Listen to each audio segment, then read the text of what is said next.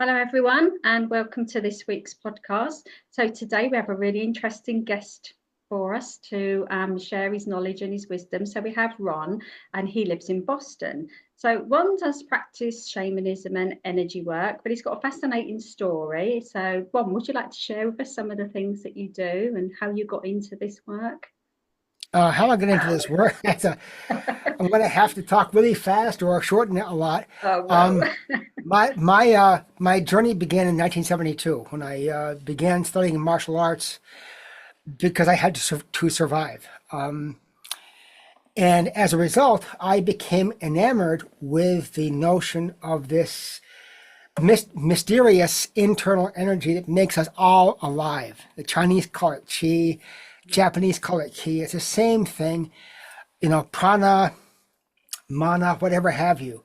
Yeah. In the shamanistic beliefs, everything is alive. Your desk, my chair, the trees, everything is alive. Everything has life. And so for 40 or 50 years, I was involved in the martial arts. Um, that was my passion. My livelihood, I was a physicist and engineer. I worked for institutions that included MIT, Draper Laboratories, Cisco Systems, and I was a technical lead for Raytheon's electromagnetic environmental effects group, and became aware that there was the two fields were not all that far apart. That the behavior of this energy is not inconsistent with the behavior of what we understand as electromagnetism. Yeah. Not inconsistent with, but not the same as.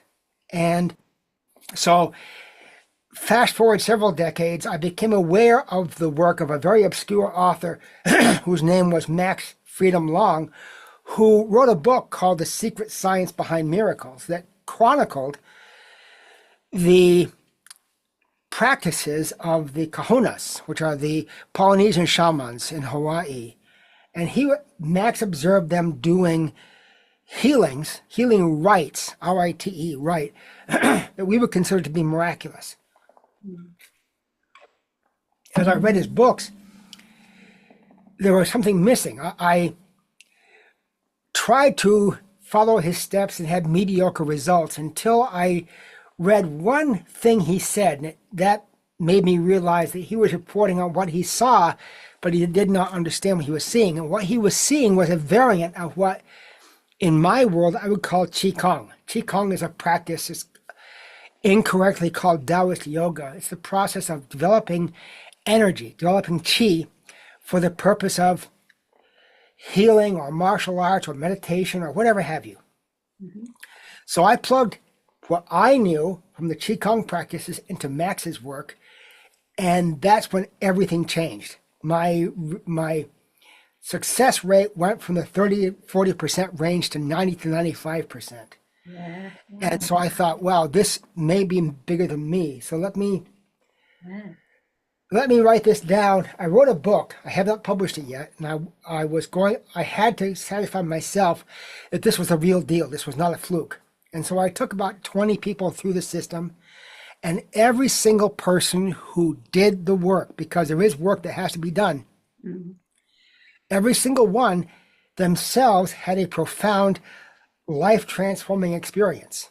And they were, of course, all different because they all had different goals, but Yeah. they all had a significant increase in the fortunes of their lives, be it with health or finances or relationship, whatever.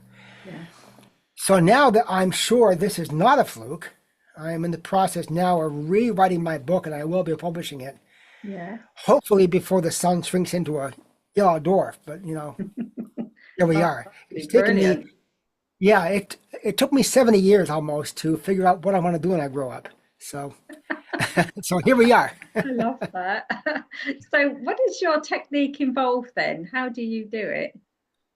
Well, the first step, and for Westerners, the most difficult to grasp, is to understand the process of energy building, which begins with breathing, because most people don't breathe optimally. You know, when we breathe in, most people, when they breathe in, their chest raises. When they exhale, their chest falls. When you breathe like that, you're only exchanging air in the top third of your lung. Yeah. The other 2/3 is stagnant air that stays stagnant until you yawn or until you heave a heavy sigh. So the first step in the process is to teach people how to breathe like they did when they were toddlers. If you look at a toddler, you have grandchildren, you watch them, when they breathe, their tummy expands. When they inhale, and their tummy contracts on the exhale because they're relaxed. They haven't been poisoned with our culture yet. And the second part of that process is to focus their attention on a point just below the navel, just below and slightly behind. So if you are a yogi, then you know that is the second chakra. If you are in martial arts or you are in Qigong, you know that as the lower dantian. Dantian is a Chinese name which means S-E-A, of energy. And when you focus your attention on that point and breathe as though you're breathing into that point, that's when the magic happens. In fact, there's an ancient book called the Taiji Classics that one line translated into English says that when you combine I, Chi, and Li, mind, breath, and body, a magical alchemical process occurs which creates spirit. That's almost as close a translation as I've ever seen. So that's step number one. Right. Then, once you have awoken your energy flows where attention goes. So the next thing to do is to create a multi-sensory thought form. And this is a multi-step process. I'm shrinking this down for the purposes of brevity. Mm-hmm. You create a multi-sensory thought form of your life as it will be when you have achieved your desired outcome. Okay. Then you turn that into a mental video and you step into the video as though you're the star of the video. Right.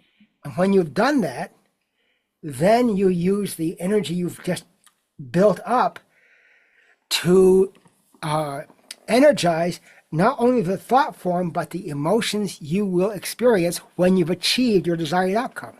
Joy, happiness, love, gratitude, all those things. And the more, that's the secret sauce, Tracie. Yeah, yeah. That is the thing that when you do that, it illuminates your thought form. And as you do that daily, you can't. It's not just a one and done. This is a new way of being in the world.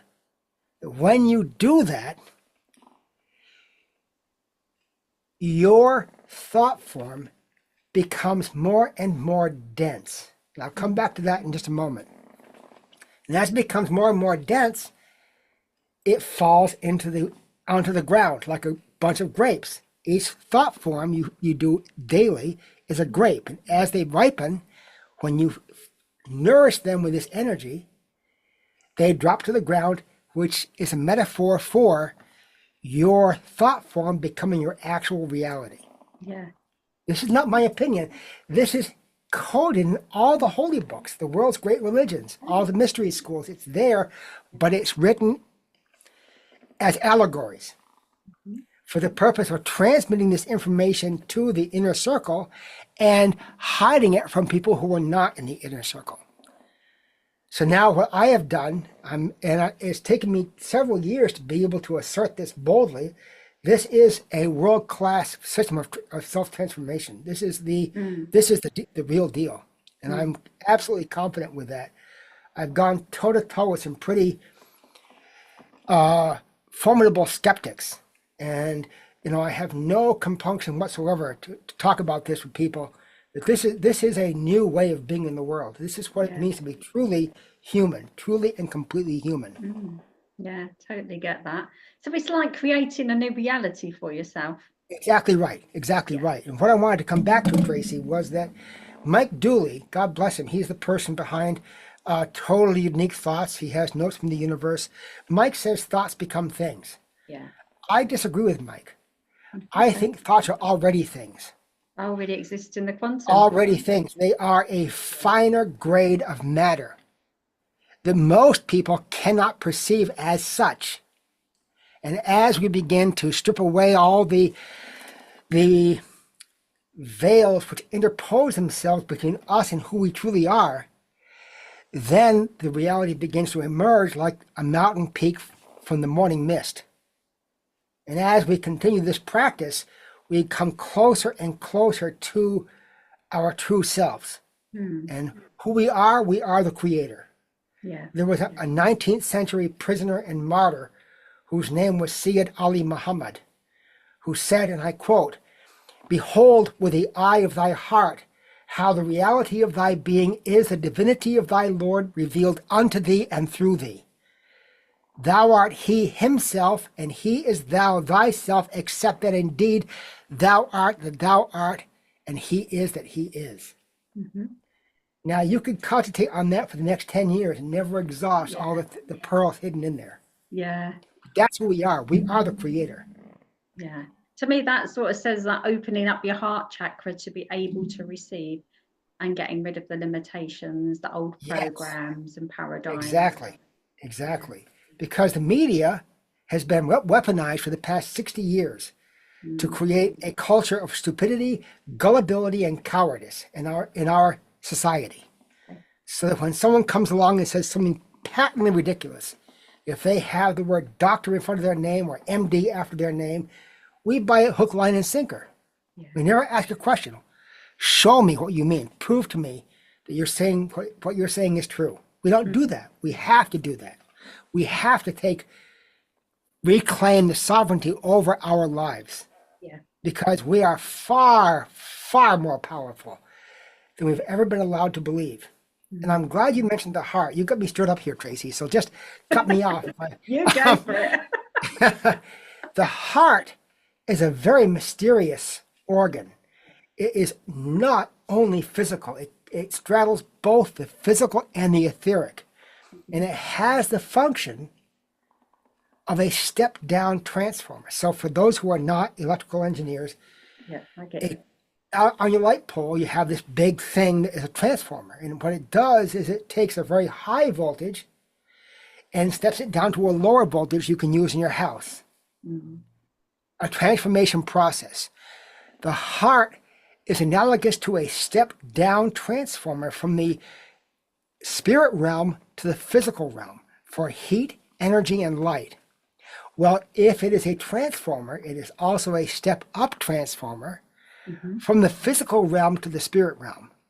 So when you have crafted your multisensory thought form, then you send the energy if you put your hands over your heart. And I'm shortening the process way, way down. This is a very rich process. But as you focus on your attention on your heart, as you are celebrating the reality of your multisensory thought form, your heart sends, or that thought form is sent through your heart to your transcendent self. That part of us, which is indeed created in the image and likeness of the creator of all that is. Whether you call that creator God or Allah or Yahweh or Wakan Tonka or Huda Mazda, it does not matter because we can't comprehend it anyway. Yeah. So just know that part of us is a reflection of the divine. It desires to participate in our life, but it cannot and it will not until we invite it to. The problem is most of us don't know how to do that. Yeah. I know when I do my work, even in regression or healing, whatever I'm doing, I always clear the heart chakra. It's one of my go-to places that needs to be in alignment with what I'm doing. Yeah. Sometimes, I don't know if you found this, but I have to tap on the upper heart. We call it the thymus, I think. It's just above, between the throat chakra and the heart chakra. I don't know if that's for the thymus. That's for the thymus, yes. Yeah, there. Whether you would, if that would need clearing as well, because sometimes I've been called to tap that to release something. So I'd expect this probably to release something that's stored there maybe over many lifetimes. That he needs to. Well, the channel of access, the sole and only channel of access between our conscious self, our rational mind, and our subconscious self, let me back up and start again. The channel of access between our thought maker, our idea maker, the conscious self, and our transcendent self is our subconscious self. Yeah. And that subconscious self is distributed throughout the physical body. So that's the good news and the bad news. Because from the age of birth until about 14 years, all of us were in a hypnotic brainwave state. From birth until about 4 years old, when a child closes their eyes intentionally, they go right into the delta brainwave state, which is where we are in deep, dreamless sleep. We have no conscious awareness, and yet our subconscious is fully awake and alert, and everything we were exposed to during those years goes in very deeply at the subconscious level. Yeah. All the good stuff, all the bad stuff. Yeah. So when a person resolves that they're going to make a substantive change in their life, if that change violates their subconscious values and beliefs, they're going to experience cognitive dissonance in the form of anxiety or stress or tension, and they're going to stop. Which is why one of the components of the Master of the Science of Miracles system is what I call the personal demon demolisher. And the demons are these things we carry around like, I'm not good enough, I'm not smart enough, I'm too fat, I'm too thin, I'm too old, I'm too young. All fallacies. Those are our demons. Yeah. And so this is a process I use to clear them. And you only need to clear them long enough to be able to affect the sending of your thought form to your transcendent self. The more you do it, the more those things just fall away permanently. Yeah. Permanently. I give a process in my system for interrogating your subconscious and finding out what is the problem, what's causing me to be unable to send energy to my transcendent self. Yeah, what's running the show, basically, isn't it? So It is exactly right. Exactly right. Yes. Yeah. Find that a lot in people that have trauma as well, going in to try and clear that, to allow themselves to live the life that they want to live. And that goes in for manifesting anything, doesn't it? Really, Absolutely. finances, relationships and stuff like that. Do you go back as well? Do you go into past lives or do anything like that? Not as such. What I do is I go back into earlier events in the person's own life, and if there is past life things embedded, we deal with them there. And in the process that I use, it's a combination of a hypnotic process and an energy process. Though I and many in our circles have come to understand, and again, this is my opinion, I'm not a doctor, what I'm saying is my opinion, so please take it as such, that the two most effective ways to remediate childhood trauma are either energy-based or hypnosis-based, because both of those make an end run around the conscious filter. Yeah. And that's necessary to be able to remediate those things. So what I do is I combine a couple different processes for doing that. And one of my students who was having a devil of a time with some physical limitations because of childhood trauma. As we began doing these processes together, I showed him how to do this for himself. He told me that he had just done this process on himself, and he went to get up from his chair, and he felt as though his chiropractor had just given him a bone rattling adjustment. He said everything shifted, and he said all of a sudden all the pain in my hip is gone. I asked him, what does that tell you? And he said, well, it wasn't physical. And I said, exactly. 95% at least, doctors are now admitting, medical doctors are now admitting that at least 95% of our physical ailments are based in an emotional insult of some sort. And if it's subconscious, we don't know it's there. Well, what a bonanza for the drug companies. They can tell us, well, we have the drug to help you. And 5 years in, how are you doing? Not so good, right? Yeah. They give you something else to worry about, don't they? That's exactly right. Exactly right. Yeah. So in this case, you clear away those energies that are causing the dysfunction, the dis-ease. Yeah. I think people within our communities are very aware of that now, that everything is an energy form and they have to go in and clear the emotions or the energies attached to a Very much. situation. Yeah. But sometimes they don't know what it is, obviously, so we have to do a bit of digging, don't we, to find out where it is and where it stems from.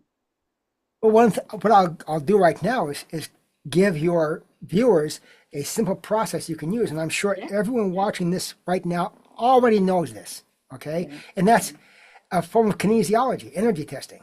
Okay, Mm-hmm. so if you state something that your consciousness knows is untrue, then Mm-hmm. it's going to cause your energy systems to weaken. If you state something that's true, it causes them to maintain their integrity. So I go by the name Ron Matthews. So if I take two okay signs like this, Yeah, I link them together and I say, my name is Ron Matthews, and I pull, yeah, it's good and strong. If I say, my name is Tracie, and I pull, it's weak because I'm not Tracie. yeah, Okay. So now if I ask the question, okay, what's causing my blockage is an emotion. Yes or no? It is. Okay. Is it fear? No, it's fear. Yeah, it's fear. It's anger. Nope, it's guilt. Now, once I identify it, now I can use a demon demolisher to wipe it out and mm-hmm. proceed with the whole process. Yeah, that's interesting for anyone that's got something going on with them at the moment, perhaps a health issue. They can go and see where it is, whether it's an energy thing, something residing. Absolutely. And you can ask the question, this is being residing in my spleen, yes or no? If Yeah, it's strong, then it is. It's my lungs, yes or no? If yeah, you're experiencing grief, it's probably your lungs. yeah. Interesting. Wow.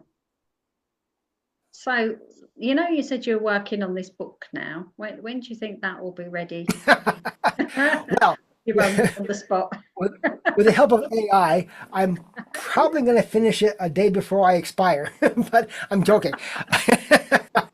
I expect within the next month or so, I'm going to Oh, send it up brilliant. to, Oh, that's yeah. really cool. Now, don't hold me to that because the best laid plans of mice and men. Yeah. Um, but seriously, thanks to artful use of AI, I've Yeah. been able to appear a lot smarter than I actually am when I write. And so it also picks up all my foibles and fixes my grammar mistakes and things like that. Yeah. And so the main thing was for me to be able to codify what I was doing. Hmm. And I'm basically using Max's format. And I'm infusing what he wrote with a newer view of what he was talking about. Because he died in 71. Yeah. And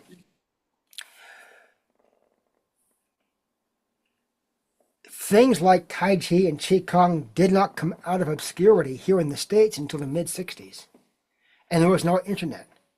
Hmm. So there was no way Max could have found out that what he had been talking about could actually be described much more abundantly by referring to something like Qigong. Now, are there other things besides Qigong? Of course there are, but that's my experience. So I went with that. If you are a yogi and you practice pranayama, then you could code it that way. Hmm. So what he lacked was the understanding of where the kahunas were directing their attention. That was where he fell off the rails. He did not know that. He Yeah. said they were doing these deep breathing exercises and waving their arms. And I thought that there's a posture or a movement in Tai Chi and almost all the Tai Chi systems called waving hands like clouds or cloud hands for short. And I thought, wow, that's interesting. So I began plugging that in to what Max was saying, and that's when the penny dropped. That was like, oh my God. And my success rate went through the roof. Hmm. So when I'm writing this book, I am including these things in a very detailed instruction set on how to reacquaint yourself with your own energy. And Hmm. then once you have acquainted yourself with it, how to move it and make it work for you. We all have it. We Yeah. can all do this. Everyone, everything I have done, anyone can do within, a normal range of abilities. Anyone can do this. This is part of the human experience. Yeah. I've seen people doing, well, I've done it myself, breath work, where they're doing arm movements and hand movements at the same time while they're breathing to push the Exactly. energy of the air through, I guess. Or creating energy. I suppose it is exactly what you're saying. Yeah. I've seen people do that. And I've seen some yogis do that as well when they incorporate it into their Sure, practice. sure. Yeah. Well, if you think about it, we are swimming in a sea of energy. You know, Yeah. it was called ether by the ancients, and now in modern physics, they've come back to the understanding that this ether may actually exist. So when we're doing these movements, I think I liken it to using our body as an antenna to collect energy, and the breath to store energy. And this point below the navel, that's where the energy sinks when we are relaxing, having a conversation, reading a book, watching TV, whatever. Yeah. That's where the energy goes. So it's But not the root chakra, it's the sacral. it's a sacral chakra. Yes, the Yeah. sacral chakra. Yeah, Yeah. that's the one. The root chakra comes in later. And let's not Okay. talk about that today because that goes down a different. Okay, that's But a different thing, is it? yeah, the sacral chakra is where everything starts. Yeah. And the heart chakra is the receptacle of that energy. Hmm. So Yeah. that is uh, the pathway, the energy pathway. Yeah. Bit like a pump, really, to push it forward Yes, when you're, yeah, yes, very yeah. much like a pump. Yeah. I've done that before when I've done like manifestation work and clearing the chakras and working around the heart and using it as a pump to help manifest into the, Exactly, yeah. exactly. And So then, do you do these on a one-to-one basis or do you do them group sessions? How do you do it? I am doing one-to-one sessions now. Um, I have a 3 month and a 1 year program. Uh, Okay. I my wife laughs at me because I said at one point I thought everybody knows what I know. Everybody knows what I know, and she laughed and she said, "You're out of your mind." She said, "Nobody knows what you know." Um, and a friend of mine over in UK, Yeah.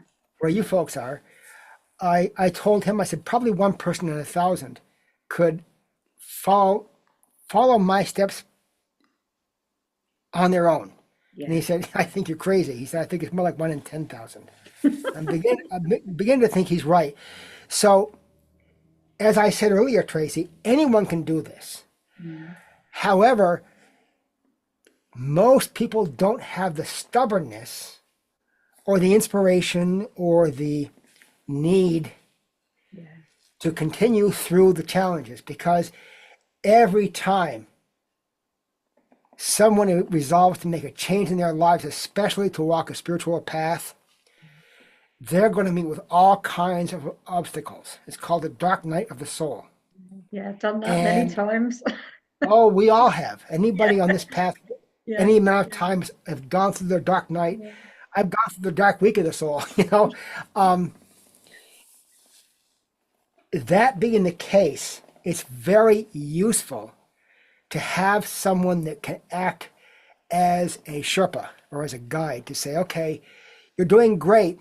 Let's just reset, go back to fundamentals and proceed because we are so marinated in a sea of fallacy, in a sea of negativity, that we tend to reset to that when things become difficult. Yeah. And so instead of phrasing our multisensory thought form in positive language, meaning I am enjoying being in vibrant and robust good health, instead of saying I'm enjoying having been healed from my disease, two very different languages. Mm. When you do the second one, you're asking for what you don't want. Yeah. And that's what people do. And so for anyone who's been on this path for a while, we can spot that a mile away and say, Yeah. okay, let's just change your phraseology slightly and revisit keep your eye on what it is you desire. And there's a series of uh, prerequisites that a person has to have. You have to be able to believe this energy exists. Yeah. We all have it. We all have the ability to develop it. Mm-hmm. And then when you construct your thought form, it has to satisfy certain criteria in order for your transcendent self, your high self, to participate. Yeah. Once you have that down, then just keep doing what you're doing, and it always happens. It's the law of physics as much as the law of gravity. Yeah, I can see that a lot of people, I've done it myself, I've been guilty of this. Something's happened and your mind keeps going back there. It's a defense mechanism. It's meant to do that. It's It normal. is. But then you can just switch it. So whenever my mind goes somewhere, I can quickly flick it and go, no, that's not the case. Or I'm healed, I'm this, I'm that. I can quickly change it until this monkey brain stops doing the process. So Sure. it doesn't happen overnight, does it? It takes Well, a no, bit. it doesn't, but it doesn't have to take a whole lifetime either. So, one of the things that we have a series of points located all throughout our head and our face that were discovered back in the 30s by a chiropractor whose name was Dr. Terence Bennett. They were called Bennett reflexes. And nowadays, thanks to the work of Donna Eden, who is a world famous energy healer, she renamed them neurovascular points. And Dr. Bennett actually gave his life in the discovery of these things. What he did was he injected his patients with a radioactive dye and used a fluoroscope to show that when certain of these points were touched and held, that the blood flow in the body changed. Right. So when a person is in a state of stress or anxiety or fear or whatever, it is a fight-flight response. And as such, when that happens, the blood in the brain collects in the central brain called the amygdala. That's where fight-flight lives. It's the animal brain. So I'm going to give your viewers another gift, and that is there are two pairs of points. One pair is right in front of the top of the opening of your ear. On me, they're right here and right here. I'll show you how to use them in just a minute. Okay. The other ones are right above the eyeballs, right here in a part of the forehead called the main frontal eminence. That's where the main frontal neurovascular points are. So how do we do that? We take our thumbs, we put one in front of one ear, the other in front of the other ear, and you lay your fingers on your forehead and separate like this. And as you're holding, take a few nice, long, slow, deep breaths. And as you're breathing in that way, you'll begin to feel a few things. One is your body begins to settle into a relaxation state. The other is you will feel pulses form under your thumbs and under your fingers. And as the pulses form, that is a sign that the blood has moved out of the amygdala and into the frontal cortex of the brain, which is where our humanity lives. So now we're dealing with our problems as a human instead of as an orangutan or a chimp. And the good news is the more you do this, if you are always being confronted with a situation that causes you anger or fear and you respond by doing this, it doesn't take very long before you have trained your brain in an alternative response mechanism. When it happens, you automatically go into human mode so you can deal with your problems responsibly instead of as a gibbon. Yeah. It's funny as you said that, because people do naturally go like that. Absolutely. In a crisis, don't they? Yes, exactly. They do things like, oh my God. Well, these are also neurovascular points. Yeah. Oh my God. Yeah. Automatically. Yeah. That is our subconscious telling us what needs to be attended to. Yeah. Yeah, it's amazing, isn't it? So your body would automatically do it if you paid attention to it. Absolutely. Absolutely correct. Yes. Yeah. And the thing is, our subconscious, as powerful as it is, it does not speak English, or whatever your first language is, it does not speak that. Yeah. It can understand it. When you talk, it takes everything you say as an imperative, as a command.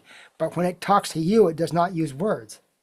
And so it communicates with us all the time, but we ignore it because we don't realize what's happening. So our subconscious communicates with us in the form of memories, or what feels like a memory, sudden flashes of a change in emotional state. inspiration comes through the subconscious. Mm. And yet, when we experience those things, we discard them. So when we realize that, hey, this is my subconscious trying to get my attention, and it's way more powerful than my conscious is, Mm. now let me pay it heed. And as we do that, your subconscious has the mental capacity of a younger sibling of 9 to 12 years old. And as such, it desires to please you as the conscious self. It desires to be included. It loves to play games. It loves to be praised. It's moody and can be a huge pain in the backside.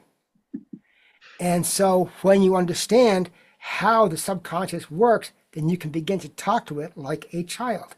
Yeah. And praise it as you would a child. And watch what happens to yourself when you do that. Yeah. Yeah, well, we call it self-love here, and talk to yourself in a loving way. Yeah, it's the same. Exactly. Same thing. Exactly.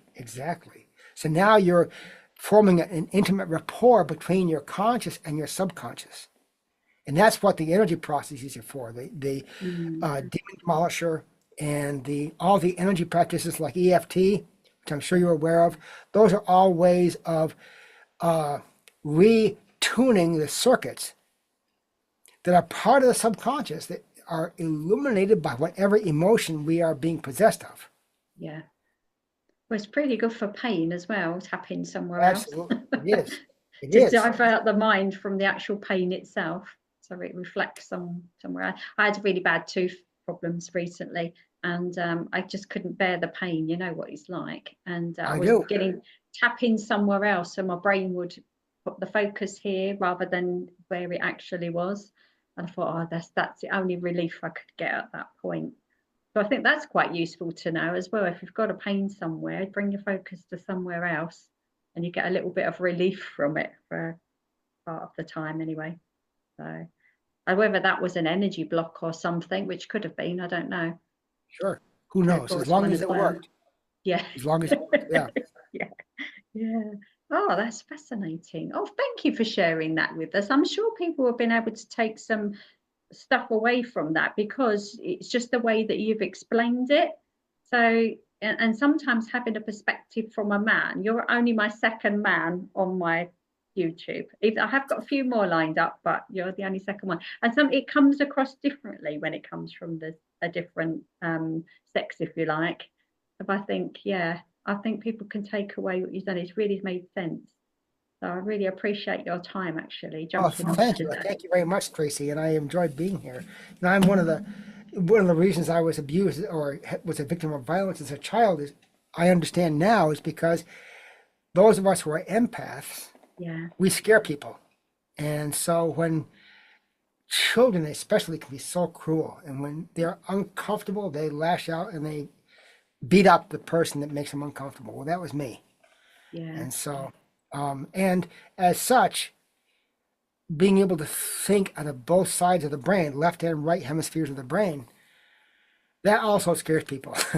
When I was working at MIT and at Raytheon, I had a very acrimonious time because I would predict things. You know, this system's going to fail, and here's how it's going to fail, and the frequency it's going to fail at. And they would say, "How do you know that?" I said, "I don't know, but I just know." It's true, yeah. And then they spent $200,000 to do the test, and it turns out I was right. So they thought of me probably as a witch, but that's okay, you know. That's their problem, not mine. We've called worse, haven't we? Yeah, we'll be burned at the stake if it was 400 years ago. We probably were once. Yeah, who knows? So, Ron, to start wrapping it up, because I know that you have another interview coming up. Can you tell us where people can find you, your website? Because this will also be a podcast, so there'll be people listening. Sure. Well, my website is in flux, and it's going to change in the next week or so. Okay. I have made my entire system freely available on my YouTube channel, which is at masterscienceofmiracles.com. Like I said, it's there. If your viewers are the kind of people that can take this and run with it and change their lives, and go, take it and use it, because the world is in desperate peril right now, and it needs to have the energy raised. If you're a person that needs some assistance, that can't do this, they can contact me by emailing at ron@masterthescienceofmiracles.com. And in my domain, Master the Science of Miracles, of course, has no spaces. It's one word. So Okay. ron@masterthescienceofmiracles.com. Okay. I will also put everything in the bio underneath the video when it goes up on Sure. YouTube. And are we connected on YouTube? I'm not sure if we are yet, are we? I think so. Oh, I okay. think Yeah. I like your channel. Yeah. So, Yeah. and my YouTube channel is at Master the Science of Miracles. Brilliant. Right. We'll put everything on there so people can find you. And obviously watch your channel as well. Obviously get a minefield of information there that people can have a look at and see what you do and how And I you work. answer all my emails, all my comments. I answer within, Yeah. I can right now, answer within 24 hours or so. As I get Brilliant. busier, I'm going to have to hire a VA to do that for me. So You never know. Once that book comes out. that's right. Hey, my lips to God's ear, right? So you'll have to come back on when your book's out so we can. I'd be honored, Tracie. That'll be brilliant. Thank you so much for your time today. It's been lovely. Thank you as well. You. You Thank too. you very much. Okay. Bye, Bye-bye now. everyone.